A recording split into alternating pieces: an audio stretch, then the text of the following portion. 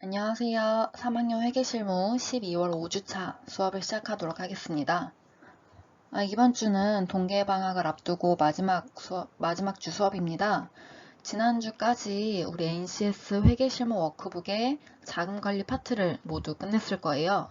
그래서 이번 주는 워크북 내용을 바탕으로 해서 본인이 알고 있는 회계 이론들을 실제 문제에 적용시켜보는 시간을 갖도록 하겠습니다. 제41회 FAT 1급 기출문제의 실무이론 1번부터 15번 문제를 풀어보고 요 해설 영상을 통해서 내가 어디까지 알고 있는지 점검을 하면 되겠습니다.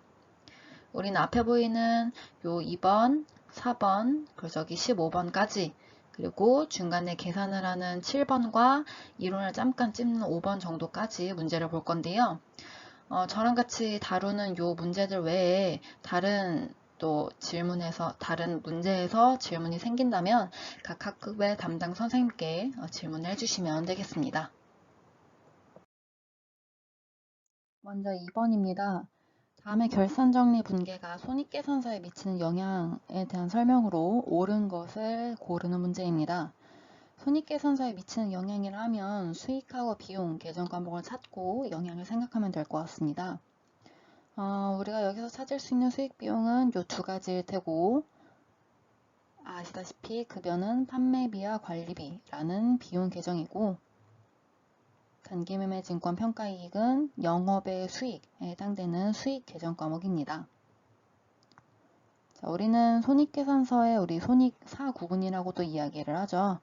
매출 총이익, 영업이익, 법인세 차감 전 순손익, 마지막으로 당기 순손익 네 가지를 구하는 요 공식에 따라서 어떻게 영향을 미치는지 생각을 하면 될 것 같습니다. 먼저 판매비와 관리비는 영업이익에 영향을 줄 것이고 비용이 발생했기 때문에 영업이익은 그만큼 줄어들겠죠. 두 번째로 단기매매 증권 평가이익인 영업의 수익이 늘어났을 테고 이제 보니까 여기 플러스 마이너스로 바꿔야겠네요. 우리 수익은 더해주고 영업의 비용은 감소시켜주니까 그래서 영업의 수익이 증가하면 우리 요거 법인세 차감 전 순손익도 증가하겠죠. 그래서 주어진 보기에 의하면 이번에 영업이익은 감소할 것이다. 요 부분 영업이익은 감소할 것이다. 요 부분에 대한 답을 찾으시면 되겠습니다. 자, 다음 4번입니다. 다음 자료를 토대로 2020년 유형자산 처분 이익을 계산하는 문제입니다. 7월 1일에 기계장치를 취득하였을 때의 분계와 내년도 1월 1일에 처분하였을 때 분계를 통해서 한번 계산을 해보도록 하겠습니다. 자, 7월 1일에 기계장치를 현금으로 취득하였다고 가정을 하면 이렇게 회계 처리가 될 것이고요. 처분을 하기 전에 12월 31일에 내가 갖고 왔던 요 기계장치는 유형자산이고 우리 유형자산은 시간이 지날수록 가치가 감소하죠. 그 가치가 감소하는 것을 우리는 회계에서 감가상각이라고 이야기를 하고 여기서는 지금 정액법에 따라 이렇게 계산이 되게 됩니다. 즉 350만 원을 갖고 취득해왔던 기계장치는 5년 동안 사용할 것이라고 예상을 하고 그렇게 5년 동안 사용을 하고 나면 50만 원의 가치가 남는다고 보시면 됩니다. 즉 그러면 우리는 요 기계장치는 300만 원만큼 가치가 감소할 것이고 5년 동안 쓰는 거니까 1년에 60만 원씩 감가가 되겠구나 라고 예상하시면 됩니다. 자, 근데 여기서 월할 생각을 해달라고 했으니 나누기 12달 하여서 한 달에 5만 원씩 감가가 된다고 보시고 처분하기 직전에 7월부터 12월까지 내가 기계장치를 사용을 하야죠. 그러면 총 6달 동안에 나는 매달 5만 원씩 총 30만 원의 감가비가 생겼다고 요 금액을 찾아줄 수 있으시면 됩니다. 요 감가비를 적용을 시켜 볼게요. 1월 1일 처분할 때 기계장치가 없어질 테고 내가 기계장치를 처분하기 직전까지 사용하면서 감가된 금액은 30만 원이고 대가로 예를 들어서 당좌예금을 받았다고 하면 나는 가치가 감소하고 320만 원어치의 기계장치를 330만 원을 받았다는 뜻입니다. 더 받았네요. 10만 원 더 받았네. 그래서 기계장치라는 유형자산을 처분하면서 얻은 이익 10만 원이다. 이렇게 구하시면 됩니다. 네, 다음으로 5번하고 7번입니다. 어렵지는 않지만 짚고 넘어가야 되는 개념이 있어 간단하게 살펴보고 가도록 하겠습니다. 5번에서 비유동 부채의 합계액을 구해달라 했는데 이 두 가지가 해당이 되겠죠. 우리가 혼동하면 안 되는 것은 이 부분. 선생님 이거 장기 부채이니까 비유동 부채에 속하지 않나요? 네, 그쵸. 아니죠. 앞에 유동성이라는 요 단어가 붙은 걸 보니까 요 장기부채는 원래는 비유동 부채였지만 이제 기말 결산 때 상환일을 살펴보고 다음 연도 안에 1년 안에 상환이 가능한 부채일 때 앞에 유동성이라는 용어를 붙여서 대체시켜주는 부채입니다. 즉 장기 부채였는데 만기일이 1년 결산일 기준으로 1년이 채 남지 않아서 유동부채로 분류되는 항목입니다. 따라서 유동성 장기부채는 유동부채에 해당된다고 생각하시면 됩니다. 그리고 이어서 7번입니다. 외상매출금의 대손 관련 자료를 보고 결산 때 추가로 계산할 대손 충당금을 구하는 건데 요거는 일단 기말에 얼만큼의 대손 충당금이 필요한지를 먼저 계산을 하시고 그리고 기중에 얼만큼 대손 상각비 축적해놨던 비상금 주머니를 얼만큼 털어서 썼는지를 보시면 됩니다. 자, 일단 살펴보면 기초잔액이 100만원 있었는데 단기에 50만원의 대손이 발생을 했죠. 잔액이 50만원 남았다고 찾을 수 있으시면 됩니다. 두 번째로 기말을 보니까 지금 7천만원 있는데 외상매출금 7천만원 중에 1% 정도를 회수하지 못할 것이라고 예상을 해서 우리는 70만원의 대손 충당금을 필요하다라고 찾으시면 됩니다. 그러면 나는 70만 원이 필요한데 50만 원밖에 없어요. 그러면 20만 원을 추가로 계산하시면 되죠. 그래서 7번에 20만 원입니다.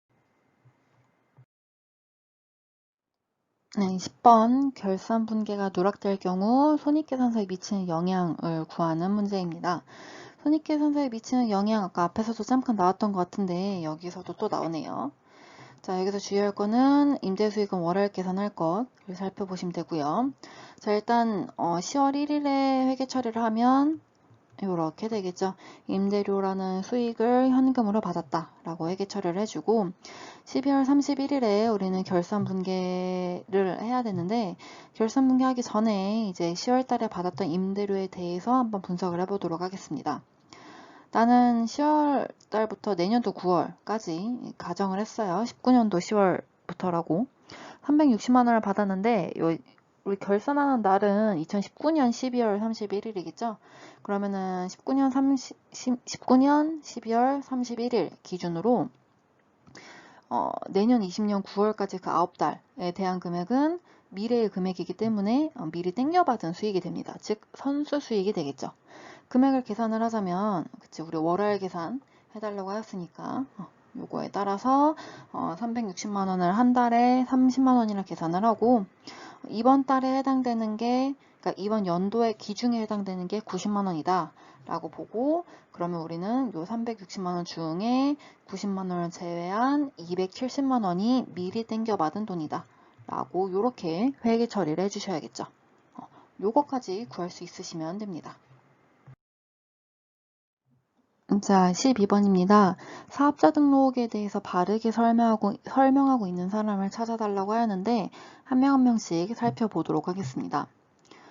명진이가 면세 사업자도 부가세법에 의한 사업자 등록을 해야 돼 라고 이야기를 했는데 면세 사업자가 사업자 등록을 하는 거는 맞죠. 근데 부가가치세법이 아니라 소득세법에 의해 사업자 등록을 해야 합니다. 두 번째 수정이는 신규로 사업을 시작하는 경우 사업 개시일 이전에는 등록을 할 수 없다라고 말을 하는데 아니죠. 우리 국세청 홈페이지에서 살펴보면 아시겠지만 사업 개시일 이전에도 등록이 가능합니다. 사업 개시일 이전 20일, 그래서 개시하고 나서 20일 이내에 등록을 하시면 되고요. 세 번째로 사업장 종업원 수가 변경되는 경우에는 사업자 등록을 정정해야 돼 라고 재영이가 이야기를 했는데 사업자 등록을 정정해야 되는 경우가 있기는 하죠. 근데 종업원 수가 변경되는 경우는 요에 해당되지 않습니다. 우리 학교에 의뢰를 주는 회사들 중에 이제 매년 매년 의뢰를 주는 곳도 있고, 또 이번에 추수지도를 나가보니까 작년, 재작년 이제 회사의 연역을 살펴보니 매년 직원을 한두 명씩 뽑았습니다 하는 곳들이 되게 많아요. 그럼 그런 경우에는 그 회사에서 매년 그 종업원 수가 변경이 됐다고 사업자 등록을 새로 하지는 않겠죠. 그렇게 보시면 되고, 얘기가 나온 김에 사업자 등록을 정정을 해야 되는 경우에 대해서 살펴보겠습니다. 사업자 등록을 정정을 해야 하는 경우는 앞에 보이는 것처럼 이러한 사유에 의해서 정정을 하시면 됩니다. 제일 먼저 우리 상호 변경, 회사의 명칭이 변경이 되었을 때, 또는 이제 통신 판매업, 그냥 그 일반 오프라인이 아니라 통신 판매업자 같은 경우에 사이버볼의 명칭, 인터넷 도메인 이름이 바뀌었을 때는 신청일 당일에 내가 저 사업자 등록 변경할게요 라고 신청하면 그 당일에 바로 재교부가 됩니다. 그 다음에 그 외에 뭐 법인의 대표자가 변경이 되었다든지, 아니면 뭐 상속자에 의해서 명의가 변경되었다든지, 뭐 업종이 바뀌었거나 사업장이 이전되었거나 이런 경우에는 저 사업자 등록 변경할게요 라고 신청하면 3일 이내에 재교부 받을 수 있습니다. 자, 요 사업자 등록 신청에 대한 거는 요즘에 우리 그 친구들의 진로에 대해서 대부분의 친구들은 취업이지만 저 멀리 내 마음속에 창업에 대한 꿈을 갖고 있는 친구들도 있을 수 있어요. 요즘 최근에 보니까 창업에 대한 걸 주제로 한 드라마도 나오고, 실제로 우리 졸업생 언니들 중에서도 회사를 다니다가 회계법인 쪽 회사를 좀 다니다가 본인이 하고 싶은 그 업종의 사업이 있어서 친구와 함께 졸업한 그 졸업생 친구와 함께 사업자 등록을 하고 창업을 한 사례도 있습니다. 작년에 사업자 등록을 하고 물어보니까 교육 서비스 업종으로 교육 서비스업 그리고 도소매업으로 등록을 하고 우리 입욕제랑 방향제 랑 관련 그거를 주 제품으로 하고 뭐 클래스 같은 것도 운영을 하더라고요. 학교 근처인 것 같아요. 수유역, 상문역 그 근처더라고요. 그래서 이런 식으로 지금 당장은 내가 사업자 등록과 전혀 관련 없어 라고 생각을 할 수도 있지만, 또 막상 취업을 하고 일을 하고 사회생활을 하고 이제 또 나의 진로가 또 이렇게 바뀌면서 창업에 대한 것도 생각을 할 수 있기 때문에 이 사업자 등록증에 대한 것도 한번 이렇게 되는구나 살펴볼 필요가 있다고 생각합니다. 뭐 지금 바로 당장 사업자 등록증 할 게 아니기 때문에 관련된 내용은 우리 국세청의 홈페이지에서도 살펴보실 수 있습니다. 자, 다음으로 15번 세금계산서 관련입니다. 우리 세금계산서 관련해서 옳지 않은 거 찾아달라고 했는데, 일단 문제에 대한 답은 4번이었죠. 간이과세자는 이제 세금계산서 발급이 아니라 영수증 발급이라는 거 보시면 되고, 자, 세금계산서 관련해서는 이 두 가지 필요적 기재사항하고 언제 발급해야 되는지 그 발급 시기에 대한 걸 한번 좀 짚고 넘어가면 좋을 것 같아요. 우리 지금 그 현장 실습 나가 있는 친구들의 한 절반 정도가 실제 회사에서 회계 처리를 하거나 간단한 격리 업무를 보거나 하는 친구들이 많은데, 제가 회사에서 다루는 그 지출증빙 서류들을 관리를 해요 하는 친구들도 있어요. 영수증 제가 챙겨서 세무서 사무실에 넘겨요 하는 친구도 있고, 제가 기장 역할을 맡아서 담당을 해요 하는 친구들도 있어요. 그리고 뭐 실제로 세금계산서 발급을 하는 친구들 같은 경우에는 이런 질문도 물어봅니다. 이거 증빙자료로 인정할 수 있는 건가요? 또는 저 이거 세금계산서 언제까지 발급해야지 가산세 안 무나요? 이거 가산세 내면 안 되는데 언제까지 해야 되나요? 이런 것들을 질문하는 경우가 있어요. 관련해서 간단하게 좀 살펴보도록 하겠습니다. 먼저 필요적 기재사항입니다. 우리 회사 국세청에서 법적으로 인정하는 증빙 서류들이 4가지가 있죠. 계산서랑 세금 계산서랑 또 뭐 있죠? 그쵸, 신용카드 매출전표 제일 많이 쓰이는 거, 대보, 뭐 현금 영수증, 뭐 전자세금 계산서 그거 포함해서 이렇게 4가지가 국세청에서 인정하는 법적 지출 증빙인데, 그 외에도 요 필요적 기재사항에 기재가 되어 있는 경우에는 지출 증빙으로 인정을 하기도 합니다. 그냥 해주는 게 아니라 뭐 지출 결의서라든가 그런 서류를 바탕으로, 내부 문서를 바탕으로 해서 인정을 해주는데, 여기서 말하는 필요적 기재사항이 뭐뭐가 있죠? 그쵸? 누가 거래했는지, 공급자와 공급받는 자의 각각 사업자 등록 번호하고, 공급자는 상호명 또는 뭐 성명이 같이 필요해요. 이거 하고, 또 그쵸. 얼마의 거래 그 규모가 어떻게 됐는지, 공급 가액, 가구 부가세 금액이 어떻게 되는지, 마지막으로 맞아요. 언제 거래가 됐는지 이렇게 네 가지가 반드시 꼭 필요한 필요적 기재 사항입니다. 이 네 가지가 적혀 있는 경우에는 지출 증빙으로 인정을 할 수도 있고요. 뭐 그래도 명확한 거는 회사의 그 내부 지침에 따라서 또 확인을 할 필요가 있습니다. 두 번째로 넘어와서 발급 시기를 살펴보면 원칙적으로는 재화나 용역을 공급을 했던 그 공급 시기에 발급을 하는 게 원칙이에요. 또 예외가 있죠. 특례가 있어요. 뭐 공급 시기 전에 미리 세금 계산서를 발급을 했다던가 그런 여러 가지 특례가 있습니다. 근데 그거는 그 상황에 맞춰서 살펴보셔야 될 것 같고, 요 발급 시기를 놓치게 되면 우리 회사에서 떠는 가산세가 이렇게 나가게 됩니다. 자, 가산세를 물게 되는 경우가 크게 한 네 가지 정도 있는데 구분을 좀 하자면, 발급을 불성실하게 한 거, 뭐 아예 그 발급을 안 했거나 또는 늦게 발급했거나 이럴 때는 1%의 가산세가 붙고, 그다음에 전자세금 계산서에 한해서는 전송을 안 한 거, 국세청 우리 그 FAT 실무 때 국세청에 전송 하는 거 배웠죠? 그 전송을 안 한 거, 늦게 했거나 전송을 안 했거나 요때도 가산세가 또 붙고요. 기재를 불성실하게 했을 경우, 요게 아까 앞에서 봤던 필요적 기재 사항이 좀 누락되거나 잘못됐을 때에 해당이 되고, 마지막 네 번째 거짓으로 발급했을 때 또는 거짓으로 수취를 했을 때, 이게 좀 가산세 비율이 조금 큰데, 여기서 말하는 거짓으로 그 발급했거나 수취했다는 뜻은 세 가지가 있어요. 가공 세금 계산서라든가 위장이나 과다. 가공은 가짜로 했다는 뜻이에요. 없는 거래인데 마치 했던 것처럼 가짜로 발급을 한 거.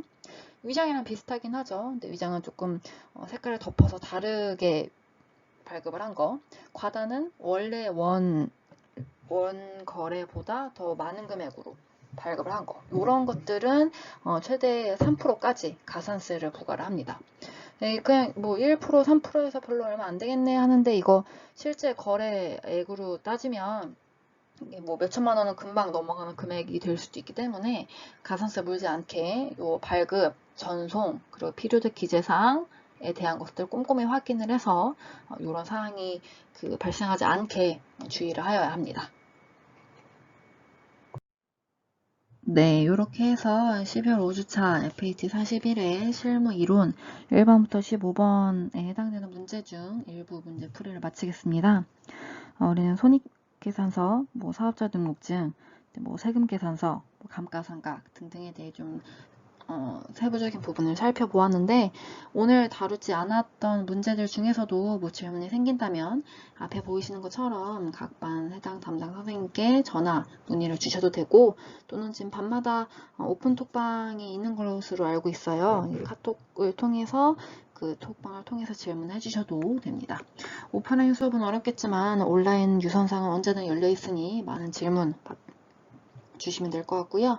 우리 3학년들 2020년도 회계실무 포함해서 다들 고생 많았습니다. 다들 희망하는 진로와 취업에 끝까지 포기하지 않고 노력을 해서, 우리 아직 1월하고 2월 졸업하기 전에 2달 정도 남았죠. 그 기간 동안에 상황을 탓하기보다는 지금 상황에서 할 수 있는 게 무엇인지 찾아서 긍정적으로 실천하려는 우리 2020학년도 3학년이 되었으면 좋겠습니다. 고생하셨습니다.